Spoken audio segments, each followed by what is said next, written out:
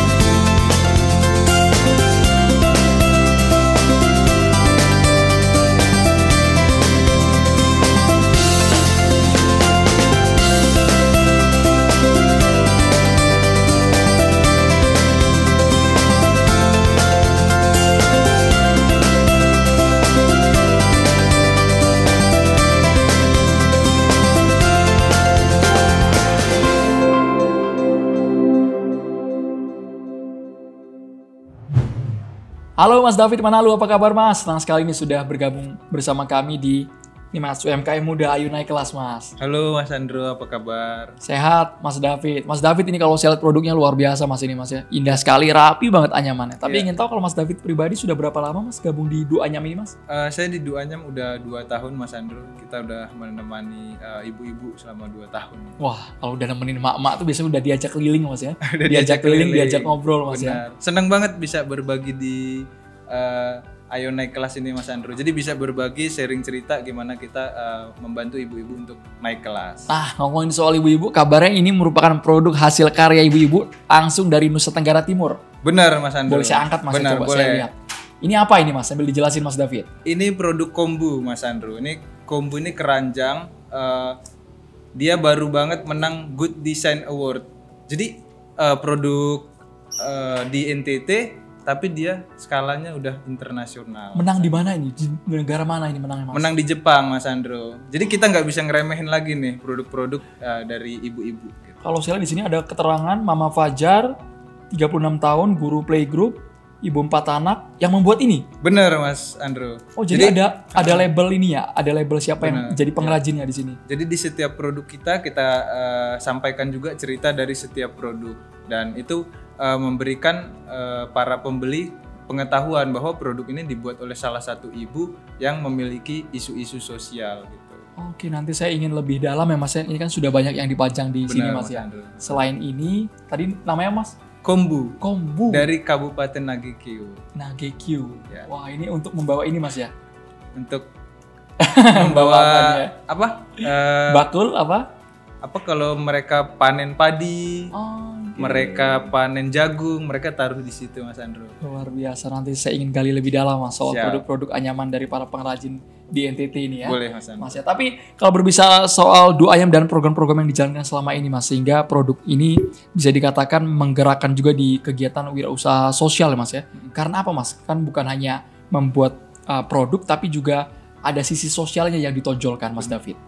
Jadi awalnya sebenarnya Du Anyam itu sebelumnya para founder, jadi 3 orang founder kita melihat bahwa di NTT itu ada isu sosial. Jadi ibu-ibu di sana tuh punya isu masalah kesehatan. Jadi mereka walaupun sedang hamil, tapi mereka harus tetap bekerja. Itu isunya di sana. Dan pada saat founder Du Anyam ke sana, mereka melihat bahwa wah ibu-ibu nggak bisa gini terus. Karena mereka juga melihat data bahwa stunting di daerah NTT itu sangat tinggi. Nah, apa nih yang bisa kita bantu gitu kan? Apa nih idenya gitu? Nah, dari situ founder kita tuh melihat bahwa ada potensi. Potensinya adalah ada pembeli kerajinan dan ada skill menganyam ibu-ibu gitu. Ini peluang yang harus dimanfaatkan. Ini peluang yang harus dimanfaatkan dan ada bahan baku di sana daun lontar, Mas Andro. Jadi pasar internasional dan nasionalnya kerajinan itu sangat tinggi. Di situ founder berpikir bahwa gimana nih potensinya bisa kita angkat untuk membantu ibu-ibu biar isu sosialnya terpecahkan, biar mereka tidak perlu bekerja berkebun di saat hamil yang artinya pekerjaan berat kan. Di situ meningkatkan resiko dia untuk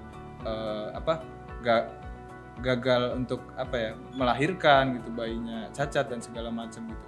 Di situ kita membantu ibu-ibu untuk bisa membuat produk kerajinan yang sesuai kebutuhan pasar. Jadi produknya yang biasanya jelek, miring, tidak sesuai kebutuhan pembeli, itu kita ajarkan bahwa pembeli tuh ingin produknya tuh ukuran seperti ini, kualitasnya tuh mau seperti ini. Awal-awal belum serapi ini Mas. Belum serapi ini. Awal-awal itu tidak ada yang beli, Mas Andro. Mungkin belinya ya di pasar, dijual di pasar. Hanya di tingkat lokal saja di tingkat lokal saja.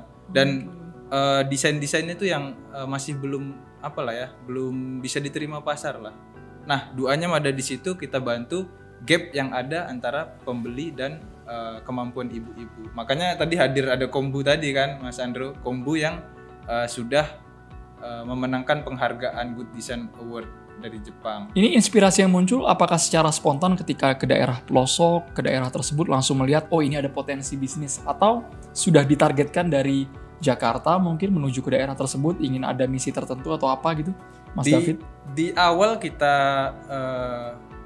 Du Anyam ada itu sebenarnya tidak sengaja gitu. Jadi tidak ada dari awal kita tiba-tiba langsung datang dan melihat isu sosial. Enggak, itu ketidaksengajaan Mas Andrew. Jadi kita tidak sengaja melihat itu, kebetulan melihat itu dan berpikir gitu. Sebenarnya apa sih yang bisa kita bantu gitu. Karena 3 founder kita sebenarnya kalau dari sisi pendidikan mereka ini semua sekolah di luar gitu. Artinya kalau mereka bekerja kantoran biasa itu sebenarnya sangat mungkin dan mungkin lebih baik lah istilahnya kehidupannya gitu. Tapi mereka melihat bahwa ini nih penting kita untuk membantu ibu-ibu di desa ini gitu dengan isu-isu sosialnya. Nah, jiwa sosialnya tinggi banget gitu Mas, para founder. Jiwa sosialnya tinggi banget Mas. Mungkin kalau pengen egois ya saya kerja mapan juga lebih mampu mungkin kan? Ya sangat bisa Mas Andrew. Dari situlah muncul Du Anyam. Sebenarnya namanya tuh Du dan Anyam. Du itu ibu, anyam itu menganyam, jadi ibu menganyam, Mas Andro. Duni langsung diserap dari bahasa ND di Kabupaten Sika. Oke, du ibu, anyam ibu yang menganyam. Ibu yang menganyam. Wah, luar biasa ini. Prosesnya bagaimana, Mas? Proses dan langkah pemberdayaan ibu-ibu yang ada di ND dan sekitarnya itu bagaimana?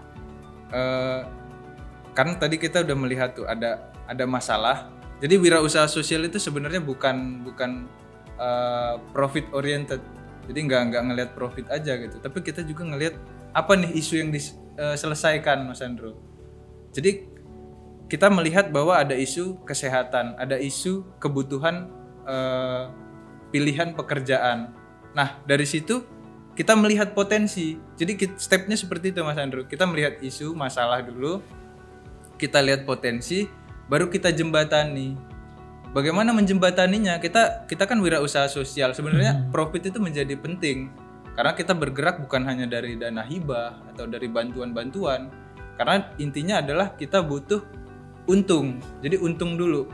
Kalau untung baru kita bisa memecahkan isu sosial. Betul. Gitu. Nah, gapnya apa? Gapnya adalah produk pasar mau produk dengan kualitas tinggi. Komunitas punya kualitas yang biasa saja. Dan itu sudah mungkin puluhan tahun mereka sudah seperti itu. Sudah puluhan tahun, Mas Andro. Tapi tidak ada ibu-ibu atau komunitas yang mengerti kebutuhan pasar. Di situ Duanyam ada, kita kasih tahuin, Bu, pembeli itu mau produk dengan desain yang seperti ini. Pembeli mau produk dengan ukuran seperti ini. Begitu. Dari situ produknya naik tingkat, diinginkan oleh pembeli, dan terjadilah yang namanya kesambungan antara produksi di komunitas dan pembelian oleh customer gitu. Kalau saya mendengarnya sederhana loh ini, Mas David, padahal pendekatan yang dibangun ketika orang-orang dari luar daerah tersebut datang kemudian membujuk ibu-ibu untuk ikut berbisnis, diatur bentuk anyamannya, itu kan usaha yang ekstra loh, Mas ya. Nggak gampang kan? Baru nyuruh, Bu, ini anyamannya kurang rapi, Bu. Wah, ngerinya salah-salah perkataan kan. Bener. Resikonya tinggi juga kan, Mas. Jadi sebenarnya ini banyak hal yang kayak kecil-kecil gitu. Apalagi kita mendampingi tuh ibu-ibu yang ada di daerah terpelosok begitu, agak jauh dari kota. Jadi kayak ibu-ibu di Papua itu kalau kita bilang, "Mama, ini kita mau produk seperti ini," gitu. Ukuran 30 cm begitu. Nanti ibu-ibunya buat itu produknya. Jadi buat, kita datang lagi, kita ukur produknya. "Mama, ini produk kenapa 20 cm?" kata saya kan. "Oh, itu lebih bagus, Adik." Jadi sebenarnya ini ada gap gimana kita ada miskomunikasi. Jadi kita menyampaikan kemauan pembeli tapi mereka tetap kayak sebenarnya ini loh yang bagus bagi kami. Nah, itu yang harus kita kayak terus sampaikan ke mama. Mama, kalau produknya tidak sesuai kebutuhan ya nggak bakal dibeli gitu. Pengertian itu gimana, Mas, menumbuhkannya agar mereka juga mau mengikuti gitu dengan standar baku Duanyam ini? Jadi memang kalau kita di community development itu lebih ke pendekatan yang intens. Jadi bagaimana kita di masyarakat membangun pengertian, membangun bagaimana ibu-ibu ini juga bisa mengerti kebutuhan pasar itu lewat pendekatan intens. Jadi kita datang ke sana, kita ikut kegiatan mereka. Di situ akan tumbuh trust. Jadi ibu-ibu mulai percaya nih, oh ini Mas David dari Jawa, dia mau datang mau bantu kita gitu. Nah dari situ mereka mulai ngerti, oh Mas David tidak mau nih produk ukuran 20 cm ini, harus 30 cm. Harus 30 cm. Sudah kita kasih 30 cm. Nah dari situ kita pesan, kita kasih pembayaran uang tunai, mereka dapat uang. Jadi isu sosial yang ada. Ada yang membantu membukakan pintu ketika tiba di daerah, Mas? Orang setempat mungkin yang ikut mendukung atau bagaimana? Biasanya kita mendekati pemerintah desa gitu, Mas Andrew. Atau key person di sana gitu. Jadi orang-orang yang dipercayai oleh komunitas di desa. Minta dukungan juga dari mereka, Mas. Minta dukungan, kita minta gimana sih caranya mendekati ibu-ibu gitu. Oke. Lalu Mas David, ini kerjasamanya seperti apa dengan para penduduk setempat dengan ibu-ibu itu? Apakah memang langsung memberikan dana di awal atau kesepakatan ibu menganyam sesuai dengan pesanan, kemudian kita jual dan uangnya tiba ke ibu tersebut atau bagaimana? Di awal biasanya kita sudah tahu produknya itu tidak akan sesuai dengan pasar. Gitu. Artinya di awal Langsung tidak akan ya, tidak sesuai tidak dengan pasar. akan. Menciptakan pasar baru apa tidak akan sesuai dengan pasar nih? Maksudnya kayak pasar di luar daerahnya. Kan kalau biasanya mereka jual di lokal kan sudah pasti dibeli dong. Tapi pasar di Jakarta, pasar di Eropa, di internasional itu pasti tidak akan masuk gitu. Karena memang pasar di luar negeri itu minta ukurannya tuh udah harus segini gitu. Tidak boleh dia lewat 1 cm itu namanya reject. Jadi itu udah nggak bisa diterima Mas Andro. Nah kita Duanyam membangun yang namanya standar grading atau standar kualitas.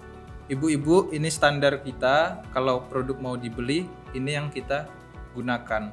Nah itu standar itu kita lakukan capacity building, pelatihan.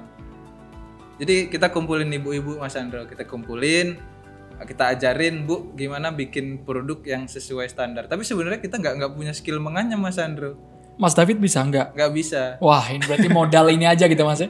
Modal ini aja, modal motivasi aja. Modal motivasi. Jadi kita kayak menghubungkan lah. Untung nggak dibalikin Mas, ibu nanya Mas David dulu dong contohin buat, baru kita mau buat gitu. Nggak bisa.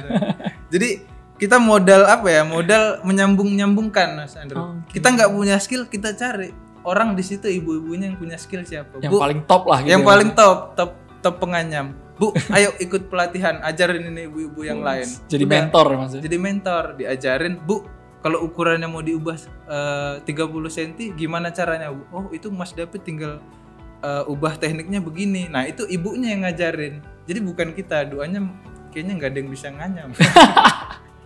Menganyam kata-kata aja bisa. Pintar juga pendekatannya Mas. Bener. Tapi kan gini juga Mas David, apakah market itu mulai melirik produk Duanyam ini kan kreasi anak bangsa, lokal punya lagi kan, di tengah membanjirnya produk luar yang mungkin secara tampilan kan banyak yang lebih keren Mas ya. Bener. Jadi kalau dilihat dari pasar, sebenarnya pasarnya tuh segmentasinya khusus Mas Andro. Jadi dia punya, nggak asal jual sembarangan aja Mas. Nggak bisa. Dia pasarnya tuh orang-orang yang istilahnya peduli dengan aspek sosial, peduli dengan aspek lingkungan. Makanya kita di setiap produk itu ada story yang tadi Mas Andro lihat, Ibu Fajar. Ibu Fajar dia keadaannya seperti apa, dia mempunyai 1 anak, janda, dia masih harus membiayai anaknya sekolah begitu. Nah itu juga kita sampaikan. Jadi kalau kita diadu dengan produk yang sama, misalnya keranjang lontar dengan keranjang yang biasa ada di supermarket, itu kita pasti kalah di harga. Mas Andro. Mereka murah meriah Mas ya. Murah meriah, tapi orang-orang dengan segmentasi yang tadi, yang peduli sosial, peduli lingkungan, itu mereka ngerti ini nih punya nilai cerita. Ini punya nilai cerita, saya juga mau membantu. Jadi mereka lebih memilih produk Duanyam untuk keranjang. Padahal mereka mungkin punya pilihan juga beli di toko yang lebih murah, jauh lebih murah malah Mas Andro. Begitu. Jadi kita strateginya ya dalam berwirausaha tuh harus punya banyak strategi Mas Andro. Kalau kita jualan sama dengan keranjang di toko, harganya sama, ya kita mati dong wirausaha. Kita nggak bakal bisa ngelawan karena kita berbeda, kita wirausaha sosial. Jadi kita bawa nilai sosial tadi, diberitahu ke market, ke pasar, ini loh produk kami, kita punya nilai ini, kamu sudah membantu ibu-ibu di NTT. Alur mengenalkannya siapa Mas yang punya itu Mas, yang punya segmen ke sana? Kok bisa tiba-tiba langsung ada segmentasi bahwa ya ini memang tidak bisa dijual bebas, tidak bisa dijual di tempat sembarangan, tapi harus ada orang-orang khusus yang memang peduli akan isu lingkungan, sosial, yang tertarik akan hal ini. Jadi itu berdasarkan pengalaman juga Mas Andro. Kita kan mungkin di awal, di tahun pertama ya kita nawarin kayak biasa ke pembeli, Pak ada keranjang, nggak beli. Pak ada keranjang ke hotel, nggak beli. Pak ada. Oh sempat itu dilakukan ya? Sudah dilakukan Mas Andro. Jadi kita melihat bahwa oh ternyata pasar tuh harus ada sesuatu yang berbeda kalau menawarkan produk dari wirausaha sosial gitu. Padahal sudah ke hotel-hotel Mas ya. Sudah ke hotel-hotel gitu. Kualitasnya nggak bagus-bagus amat daripada sendal hotel yang lain gitu. Sendal hotel yang misalnya Spanbun atau seperti apa gitu. Jadi apa nih idenya nih biar pembeli juga mau beli gitu. Ya udah kita tahu bahwa nilai kita ada di pemberdayaan sosial ini. Ya udah itu juga yang kita sampaikan di produk kita. Produk kita punya cerita sosial dan mereka akhirnya mengerti dan mau membeli dengan harga yang sesuai gitu. Dan di tahun 2020 ini doanya masuk tahun kelima Mas ya. Tahun kelima Mas Andri. Luar biasa.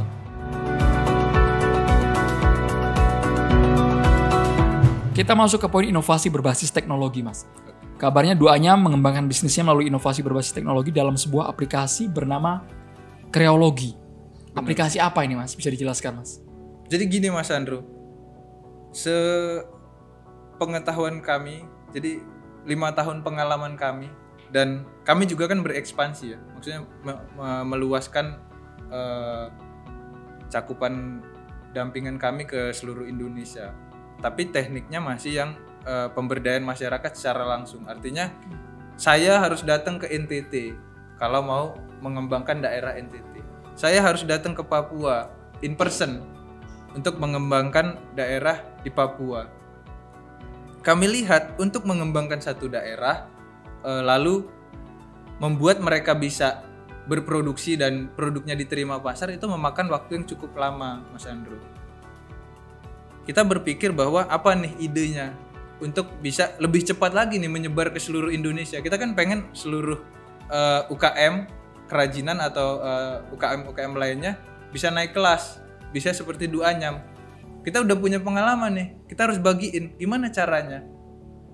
Itulah muncul platform Kreologi. Jadi di Kreologi itu ada tiga hal, Mas Andrew. Yang pertama, capacity building. Oke. Jadi kita berbagi, melatih UKM yang ada di seluruh Indonesia untuk bisa sama seperti Duanyam. Karena kita sudah mengerti dari hulu ke hilir prosesnya itu seperti ini. Bagaimana kita melihat market, bagaimana kita melihat produksi, di situ kita sambungkan mulai dari pengelolaan bahan baku, bagaimana kita melihat rantai pasok, bagaimana kita melihat desain. Nah, di pelatihan-pelatihan yang biasa kita lakukan itu kita cuma tahu pengemasan, pelatihan pengemasan itu yang biasa dilakukan gitu. Pelatihan mengenai desain. Memang itu salah satu aspek untuk pembeli itu mau membeli, desainnya bagus ya mau beli, atau kayak harganya bagus ya mau beli. Tapi padahal desain itu salah satu aspek, tapi secara keseluruhan itu butuh semua aspek dilatih. Makanya ada yang namanya Kreologi. Kita mengajarkan bagaimana kita berkomunikasi dengan pembeli. Karena yang kita temui komunitas kalau udah dipesen terus nggak bisa memenuhi, dia hilang, kabur. Pak ini gimana Pak, ini kami pesen bakul, nggak diangkat. Pak ini gimana? Padahal itu sudah jadi barangnya kan? Enggak, dia nggak bisa memenuhi, tapi mereka takut berkomunikasi. Nah kita di situ ngasih tahu Pak, komunikasi itu penting. Nanti pembeli kabur kalau kita nggak komunikasi gitu. Atau di salah satu kayak baru berkomunikasi saja ya, komunikasi tahap awal saja marketing saya sudah jadi hambatan Mas sebenarnya. Itu penting Mas Andrew. Itu yang nggak diketahui banyak komunitas dan nggak pernah dilatih juga oleh mungkin banyak program-program di pemerintahan. Misalnya juga kayak desainnya memang dilatih pada program-program gitu. Desainnya udah bagus nih, ditawarin ke pembeli. Berapa saya beli kata pembelinya kan? 300.000. Wah enggak desainnya bagus padahal. Kenapa masih belum mau? Harganya sangat tinggi. Nah dari situ kita bisa melihat. Kami juga mengajarkan yang namanya terkait rantai pasok. Kita melihat, kita memetakan bahwa oh ternyata pengiriman itu meningkatkan harga sampai setinggi ini. Kita harus cut. Kita cut harga masuk, desain masuk, pembeli. Oh oke, kalau 200.000 saya beli. Pemangkasan rantai pasoknya Mas ya, dibuat lebih efisien lagi Mas. Benar. Jadi kita fokus adalah pembeli. Itu yang kita jadikan acuan gimana produk ini mau dibentuk. Itu yang kita lakukan Mas Andrew. Tapi kan dengan basis teknologi ini Mas, mengenalkannya ke ibu-ibu yang mungkin di daerah terpencil yang sinyal saja mungkin susah mendapatkan, apalagi memegang aplikasinya gitu, mengoperasikan aplikasinya. Efektif nggak Mas sebenarnya itu? Ya itu kendala Mas Andrew. Jadi kita memahami kendala itu kadang ada kita berpikir pesimis, berpikir optimis. Kalau kita berpikir optimis, wah ini kendala, nggak bisa gitu. Harus dicarikan solusinya. Itu harus dicarikan solusi. Jadi gini, Duanyam pun kalau kita berpikir ya di awal itu, gimana caranya menjual produk ibu-ibu yang seperti ini? Kalau berpikir pesimis ya udah nggak bisa gitu. Udah nggak mau lah jualan, saya kerja kantoran aja kita foundernya kan gitu. Betul. Tapi kita berpikir nih solusinya apa gitu. Jadi kita sekarang tuh Mas Andrew di masa pandemi ini ya, kita ada satu daerah dampingan di Hulu Sungai Utara itu di Kalimantan. Kita menggunakan pelatihan virtual training. Itu nggak pernah dilakukan Mas Andrew. Virtual training ya? Virtual training. Jadi biasanya kita pelatihan tuh kita datang ke ibu-ibunya, Bu, ini loh produknya dibuat seperti ini begitu. Nah kita sekarang enggak, kita pakai laptop, kita minta bantuan fasilitator di desa, Mas minta tolong dong set laptop, set alat speaker, set aplikasinya sekalian aplikasi gitu, segala macam disambungkan. Jadi kita nyampeinnya lewat alat-alat tadi. Jadi dari laptop itu saya ngomong, Bu, standar kualitas adalah seperti ini gitu.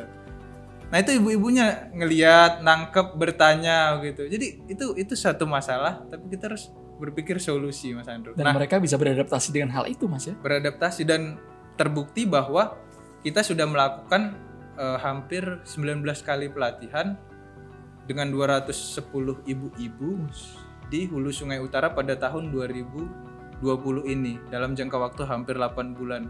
Artinya itu mungkin dan istilahnya kita harus berpikir optimis saja sih Mas Andrew. Caranya tuh pasti ketemu. Itu inti berwirausaha. Buktinya semua kendala kan bisa dilalui Mas ya? Benar. Kayak gitu. Jadi kalau kita optimis kita tahu, kita cari cara. Dan terbukti. Kalau dari data yang aku lihat sih kemarin tuh kalau dari standar kualitas dari yang 1%, jadi kita kan pertama tuh pesen tuh ke ibu-ibu di Hulu Sungai Utara 1% produk yang di Hulu Sungai Utara itu grade A, grade terbaik, cuman 1% Mas dari yang kita pesen.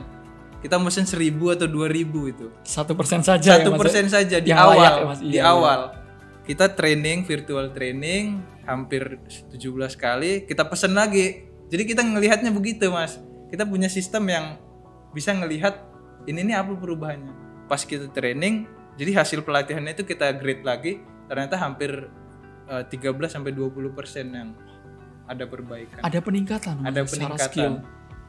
Dan ini menunjukkan bahwa virtual training itu bisa dilakukan di masa pandemi ini, apalagi itu yang sangat penting sih. Jadi kita jangan berpikir kayak pandemi udah diem di rumah pasrah gitu dengan pasrah main Facebook. Nggak bisa Mas Andrew. Kita harus tetap cari cara, cari solusi, kita bergerak untuk naik kelas. Baik, ini apa sih Mas harapan dan impian Duanyam dengan hadirnya ada Kreologi ini kan melengkapi Duanyam yang sudah ada? Jadi kalau Duanyam itu kan di awal memang pendampingan biasa, habis itu membantu peningkatan kualitas, habis itu kita bantu jual produknya begitu kan. Nah, kalau dari Kreologi ini kita pengen UMKM di Indonesia itu bisa bergabung di ekosistem Duanyam. Jadi kita punya platform itu nanti ada di Kreologi itu ada pelatihan, ada pelatihan modul-modul, teori-teori yang tadi aku sampaikan Mas Andrew, bagaimana komunikasi, bagaimana perencanaan produksi, semua dijabarkan ya Mas ya? Bagaimana pengemasan, bagaimana desain, bagaimana sampai pengiriman produk. Dan nanti ada yang namanya template bisnis. Kita ngajarin juga Duanyam tuh pakai apa sih biar bisnisnya bisa berjalan dengan baik ya. Jadi kita ajarin kayak perencanaan produksi itu template bisnisnya seperti ini, yang sederhana Mas Andrew. Itu kedua. Yang ketiga adalah aplikasi itu template bisnisnya seperti ini, yang sederhana Mas Andrew. Itu kedua. Yang ketiga adalah aplikasi dia bisa memanage produksi. Jadi nggak perlu tulis tangan lagi. Misal dari salah satu perusahaan pesen ke Ibu Fajar gitu. Ibu Fajar itu lewat HP nulis pesen 3. Nanti di situ ada menjabarkan pesen 3 ini berarti bahannya resleting 1 gitu. Habis itu panduannya lengkap Mas ya, panduannya Mas ya? Ya itu tapi harus aktif juga Mas Andrew. Jadi si pemakainya juga harus aktif untuk mengisi. Nanti dia bisa merencanakan produksi. Oh, ternyata dari sini hitung-hitungan dari aplikasi Kreology aku harus bikin 10 hari harus jadi. Baru 10 hari kirim. Nah, dari situ mereka bisa naik kelas. Mereka bisa ada tabelnya ya, ada tabel target. Mereka bisa mengirim tepat waktu, mereka tahu ongkos produksi mereka tahu keuntungan mereka. Nah, kita pengen seluruh UMKM di Indonesia itu seperti itu, tersistem gitu Mas Andrew. Nah, mereka bisa bergabung di ekosistem Duanyam, nanti linknya akan di-share juga Mas Andrew. Nanti ada di video. Mereka bisa bergabung di situ, nanti mereka bisa menyampaikan isu bisnisnya seperti apa. Kita juga punya grup di situ. Kita berdiskusi apa yang dibutuhkan, kalau kita bisa kerjasama, kita kerjasama gitu Mas. Luar biasa. Pengennya kita menyebar ke seluruh Indonesia. Mas David Manalu ini patut saya apresiasi. Saya sebenarnya kagum loh Mas, anak-anak muda yang memang mereka mencurahkan untuk UMKM khususnya di kewirausahaan bidang sosial kan Mas.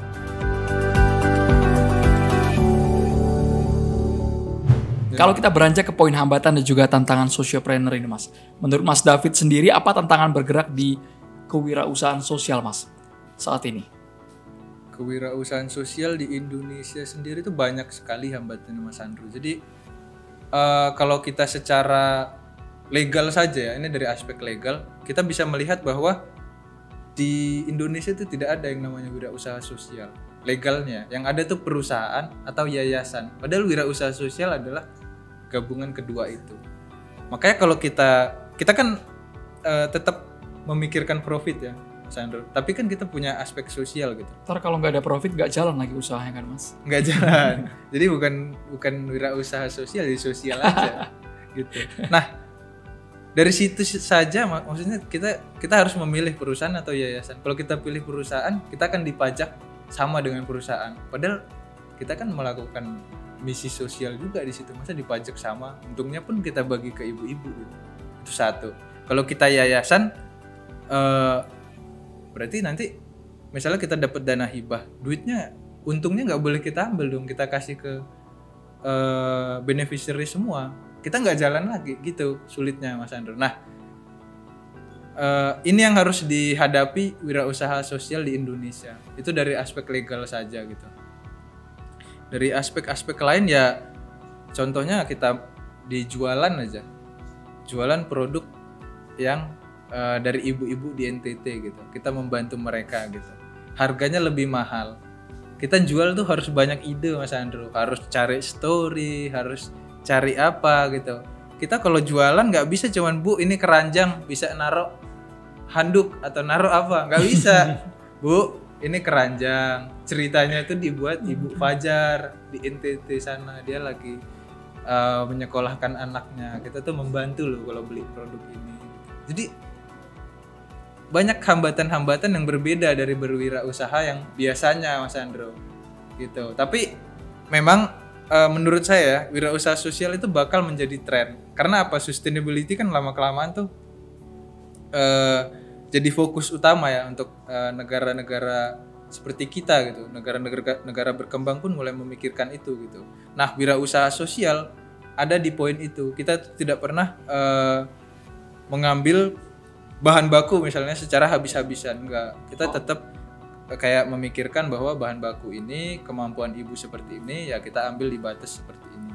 Oke, Mas. Jadi, David Manalu juga mungkin merasakan perubahan sendiri Mas selama bergabung di Duanyam ini Mas ya. Benar-benar. Mungkin yang tadinya ada orientasi keuntungan tapi lama-lama bisa bergeser Mas. Benar. Kalau Mas Andrew pernah ke daerah-daerah pelosok Indonesia itu Mas Andrew melihat bagaimana ketimpangan itu ada gitu. Dan kalau nggak lihat langsung nggak akan berubah mungkin Mas. Kalau nggak lihat langsung hanya di Jakarta mungkin wah Indonesia sejahtera gitu kan. Tapi kalau kita lihat kayak ke daerah NTT, Papua, infrastruktur pun sulit Mas Andrew. Salah satu daerah dampingan kita itu berkomunikasinya via RRI, Radio Republik Indonesia. Tidak bisa kita jadi ngejaman kemerdekaan Mas. Bener Mas Andrew. Jadi tidak bisa kita kayak Bu mau pelatihan lewat WhatsApp, nggak bisa. Kita ke RRI, kita sampein, kita tulis tuh, Bu tolong disampaikan ya di jam segini informasi ini ke Desa Yerituar namanya. Jadi dia 8 jam dari kota Kabupaten Nabire. Jadi jam 8 tuh kita denger radio aja. Kepada ibu-ibu di Nabire, di desa Yeretuar, Mas David akan datang di hari ini tanggal segini gitu. Mohon ibu-ibu berkumpul, jangan sampai ke ladang atau ke kebun gitu. Jadi pengalaman-pengalaman yang padahal ini era industri 4.0 Mas, tapi masih Mas. Sebenarnya kita perlu melihat itu sih Mas Andro. Kita harus melihat Indonesia secara keseluruhan. Dan akhirnya dari situ Mas David jadi terbuka Mas ya. Benar Mas Andro.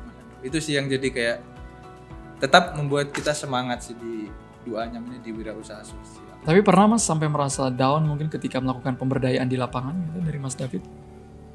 Sangat sering Mas. Oh, sangat sering. Jadi kalau melihat sejarah ke belakang tuh banyak daerah yang sebenarnya belum bisa kita pegang gitu. Maksudnya sudah kita dampingi tapi tetap setahun kemudian kita berhenti. Faktornya banyak, mulai dari dia dekat dengan industri, dekat dengan tambang, artinya opportunity cost itu pilihan pekerjaannya sangat tinggi. Terus kita nggak bisa lagi kayak mendampingi dan memberikan pendapatan sampingan untuk ibu-ibu gitu, karena mereka fokusnya ke tambang gitu. Jadi beberapa daerah itu dari tantangan infrastruktur, tantangan sosial, tantangan kayak industri lain itu membuat kita gagal. Nah, ini yang sebenarnya jadi pelajaran juga sih buat Duanyam, gimana untuk mengembangkan daerah atau UMKM di Indonesia ini biar bisa tetap jalan gitu, biar bisa tetap naik kelas gitu dengan tantangan-tantangan yang ada.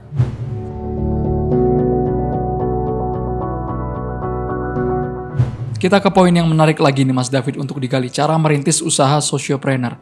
Banyak orang yang beranggapan bahwa kewirausahaan sosial adalah sama dengan mendirikan yayasan sosial. Bagaimana kalau menurut Mas David? Jadi yang saya sampaikan tadi sebelumnya Mas Andro, wirausaha sosial itu berbeda dengan yayasan sosial. Oke. Kita tetap punya misi sosial, tapi kita juga tetap harus untung. Cuman untungnya itu dikembalikan ke wirausahanya tadi, ke perusahaan, untuk memperbesar skala, untuk menggaji karyawan gitu. Dan untuk dikembalikan ke beneficiaries atau si penerima manfaatnya gitu. Kalau yayasan sosial dia tujuan utamanya itu lebih ke bagaimana menyelesaikan masalah sosial gitu. Jadi tidak perlu ada usaha, kita dapat dana, kita selesaikan masalah sosial. Nah, menarik. Tantangannya tadi yang saya sampaikan, kita tuh dipajaki sama dengan perusahaan. Oke. Kalau kita bentuknya perusahaan, kita tidak bisa menerima dana hibah. Jadi seperti itu Mas Andro yang kita hadapi. Habis itu apa lagi Mas Andro? Oke, habis itu apa lagi?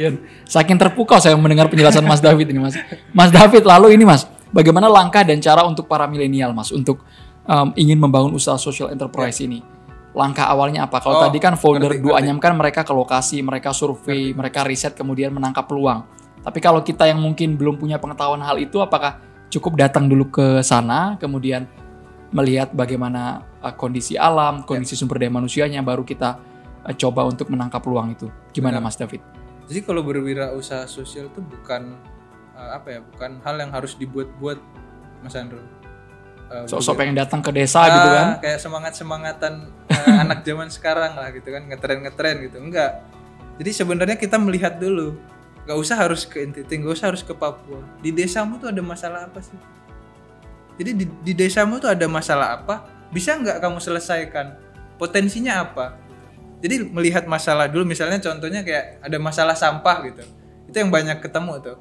Ada masalah sampah, habis itu kayak ada anak muda yang ngerti nih. Oh, sampah ini bisa dibuat apa gitu. Cuman kalau berwirausaha sosial itu konsepnya tuh harus customer, pembeli. Pembeli tuh mau apa? Habis itu di sini ada sampah nih. Sampah tuh bisa dijadiin apa gitu. Sampah bisa dijadiin tas daur ulang, bisa dijadiin kotak daur ulang. Pembeli mau nggak? Kita tawarin tuh. Oh mau. Berarti kita tahu tuh apa yang harus dilakukan dari sampah. Dari sampah komunitas diajarin. Nih lo, ada orang mau beli, tapi kamu harus bikin keranjang. Nah, orang-orang tadi itu kita ajarin ke capacity building. Terus kita ajarin juga kayak ini nggak bisa dibeli terlalu mahalin sampah gitu. Kadang kalau di komunitas tuh selalu patokannya kami sudah buat nih harus harga mahal ini.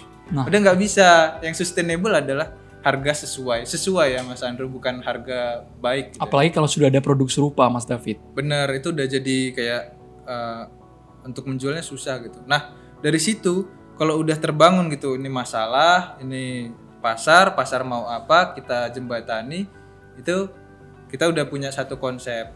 Itu sih yang mahal tuh konsepnya itu Mas. Kan keseringan kita buntu di tengah jalan Mas. Bener, tapi konsep juga nggak bisa dijadiin acuan Mas Andrew. Konsep cuma menjadi konsep gitu. Ide itu nggak ada harganya. Ide itu harus dipraktekkan gitu. Praktekkan itu langsung seperti diaplikasikan, apa? Coba Mas, ya? Kalau kita mau ngubah sampah jadi produk, itu harus ada apa? Harus ada modal. Modalnya apa? Mesin. Mesin dari mana? Nggak ada. Kita harus pitching, ngomong. Pak, aku mau bikin ini, mau menyelesaikan masalah ini ke investor, ke apa? Mau nggak Bapak ngasih saya modal? Kalau dia percaya, kita dikasih modal. Kalau nggak mau langsung patah semangat takutnya di tengah jalan. Itu yang biasanya terjadi Mas Andrew. Kalau dia mau, pitching kita oke, kita dikasih modal. Prakteknya gimana? Prakteknya ya itu yang sulit Mas Andrew. Nggak mungkin Anda bekerja sendiri ya menyelesaikan kayak gitu. Anda harus punya tim. Timnya mau nggak dibayar di awal? Nggak mau. Ada yang mau nggak? Kalau ada yang mau, ayo. Berapa tahun dia tahan begitu. Jadi ini satu proses panjang gimana kita menyelesaikan wirausaha sosial. Dan sebenarnya tahapan-tahapannya itu bisa dipelajari Mas Andrew. Duanya sangat senang berbagi hal itu gitu. Sangat senang berbagi bagaimana kita bekerja di NTT, bagaimana kita mengembangkan wirausaha sosial dan menyelesaikan isu sosial di sana. Gitu. Buktinya Mas David yang konsisten sampai sekarang ya Mas David ya. Benar Mas Andrew. Oke, Mas David berkaitan dengan Hari Sumpah Pemuda Mas. Kami juga ingin dengar ini dari Mas David langsung pesan untuk para milenial di Indonesia yang perlu untuk terjun sebenarnya, melihat langsung kondisi Indonesia. Dan sebenarnya menjadi seorang social entrepreneur itu adalah hal yang mulia Mas. Bukan hanya orientasi uang tapi juga ada jiwa sosial yang harus disebar. Benar. Apa Mas David? Ya, zaman sekarang tuh kita sebenarnya bekerja tuh jangan hanya kayak apa ya, untuk diri sendiri gitu. Kalau orang bilang tuh kita harus bekerja dan memberikan dampak. Okay. Nah, salah satunya adalah berwirausaha sosial. Tapi yang harus dipikirkan milenial sekarang, anak-anak muda sekarang, jangan sampai hanya ikut-ikutan gitu. Jangan jadi followers semata Mas ya. Jangan jadi followers semata. Kalau kita sudah mau berwirausaha sosial ya harus menerima resikonya. Kita harus bekerja sendiri, kita harus nerima apa ya, omongan dari si komunitas yang kita dampingi, menerima omongan dari pembeli, produknya seperti ini nggak mau gitu. Dari komunitas, terlalu murah, saya nggak mau jual sama Mas gitu. Ini sangat susah gitu. Jadi kalau kita nggak punya komitmen, itu nggak bisa. Jadi jangan sampai kita hanya ikut-ikutan. Nah, kalau dariku sih lebih ke ini ya. Kalau memang dari teman-teman, anak muda yang sudah memang punya komitmen dan punya passion di situ, berwirausaha sosial, membantu masyarakat lewat wirausaha, itu nggak apa-apa. Dan caranya bisa dipelajari. Caranya pelajarinya bagaimana? Tanya yang sudah. Tanya Duanyam, tanya mungkin Jafara, tanya yang lain-lain gitu yang sudah pernah gitu. Jadi kalau kita bikin kopi tuh tahu caranya gitu, Mas Andrew. Buktinya Mas David selama 2 tahun berkiprah bersama dengan Duanyam mungkin banyak potensi ide yang harusnya bisa digarap anak-anak milenial sekarang. Banyak sekali Mas Andrew. Banyak sekali masalah yang ada di Indonesia dan itu satu potensi untuk mereka bisa berkontribusi.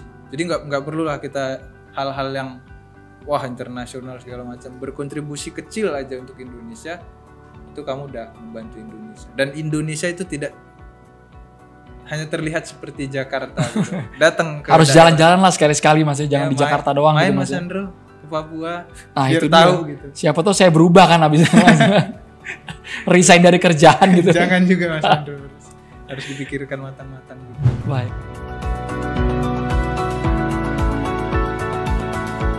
Luar biasa Mas David Manalu. Ini kita masuk ke poin sesi tanya jawab Mas. Banyak yang tertarik ingin tahu lebih jelas mengenai Duanyam, perjuangannya seperti apa 5 tahun terakhir ini. Ini ada pertanyaan Mas David dari Faizal Aziz, millennial trainer asal Yogyakarta Mas. tahun depan saya KKN. Kuliah kerja nyata loh Mas ya, bukan KKN arti yang lain Mas. Bener. Bagaimana agar kampus atau organisasi saya bisa bekerja sama? Agar KKN yang kami buat tidak sekedar membangun fasilitas umum, tapi memiliki unsur pemberdayaan ekonomi, Mas David. Jawab pertanyaan dari Faisal ini. Ya. Nah, sebenarnya kami udah punya program namanya KKN tematik. Jadi ini satu KKN ada tematik juga Mas. Tematiknya, Mas Andro. Jadi sebenarnya duanya udah sampai situ Mas Andro. Kita udah pernah bekerja sama dengan salah satu kampus di ND. Namanya STPM Santa Ursula ND. Jadi mereka punya program KKN dan Duanyam tuh punya program pengembangan daerah baru gitu. Tapi di situ kita ngelihat, wah Duanyam nggak ada orang nih mau ke daerah baru. STPM ada ide seperti ini, gimana nih kita kolaborasiin gitu. Nah kalau mau ya Mbak siapa tadi Mas Andro? Mas Faisal. Mas Faisal gitu ya. Kalau mau nanti kasih kontakku Mas Andro.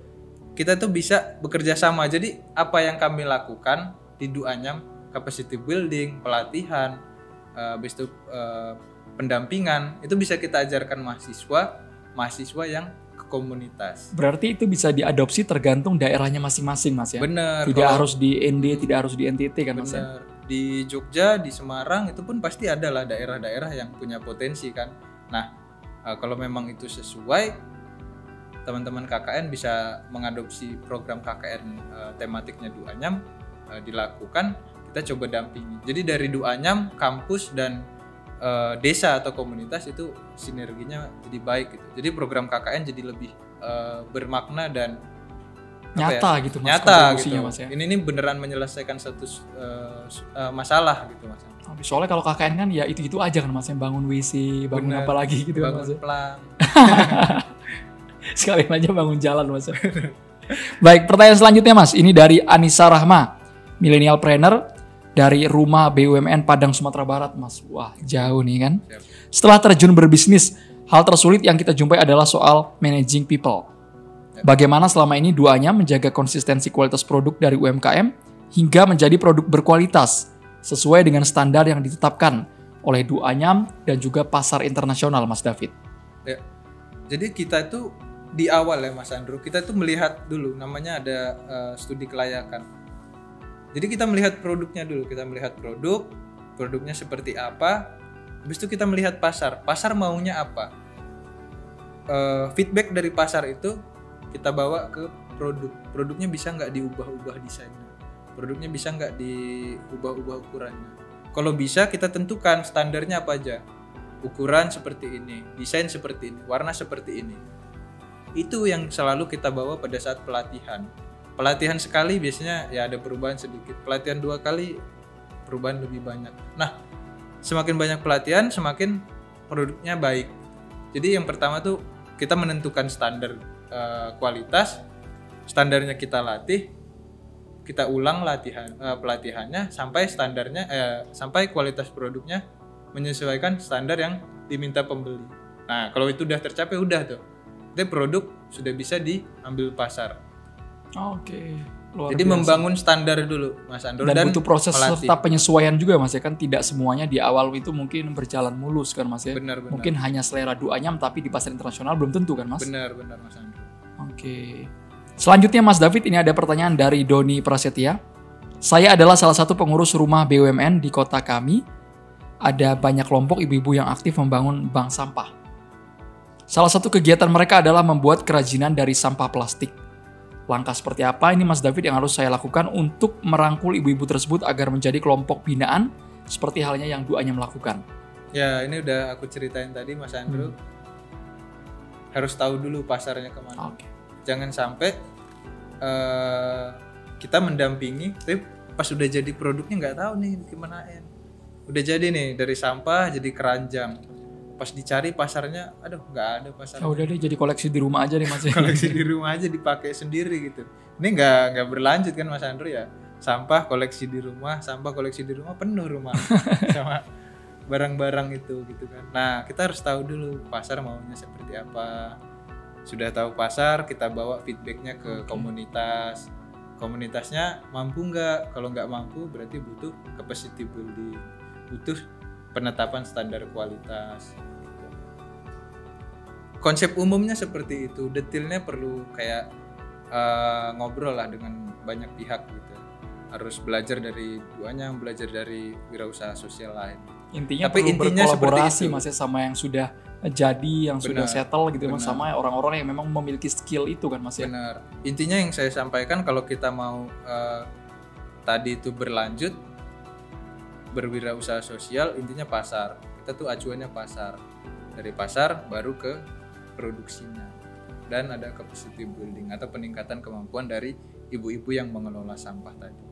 Gitu sih Mas Andrew. Luar biasa, ini sangat menginspirasi dari project manager Duanyam. Tapi Mas David bisa memberikan pesan Mas untuk para milenial, tipsnya apa agar paling tidak bisa konsisten antara entrepreneur, orientasi bisnis, ya itu berbicara soal uang Mas ya, sama jiwa sosialnya juga terbentuk Mas, melihat kondisi yang ada di sekitar kita. Mas David, pesan Anda apa? Ya, pesan saya mungkin ya kita dalam berwirausaha kita harus melihat juga bagaimana kita tuh menyelesaikan masalah sosial. Kita jangan sampai hanya memikirkan profit gitu. Padahal masyarakat tuh butuh kayak orang-orang yang membantu dia gitu.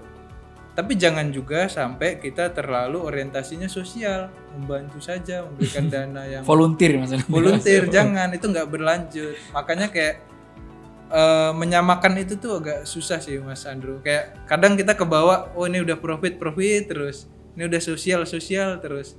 Nah menyamakan itu tuh yang perlu banyak kayak persisten gitu, kayak tetap kita cari untung di wirausaha sosial kita, tapi kita harus balik lagi ke sejarah kita memulai dulu. Sejarah kita mulai dulu pengen memecahkan isu sosial, tapi ini suatu wirausaha yang berlanjut. Jangan di tengah jalan berubah modelnya Mas ya. Benar.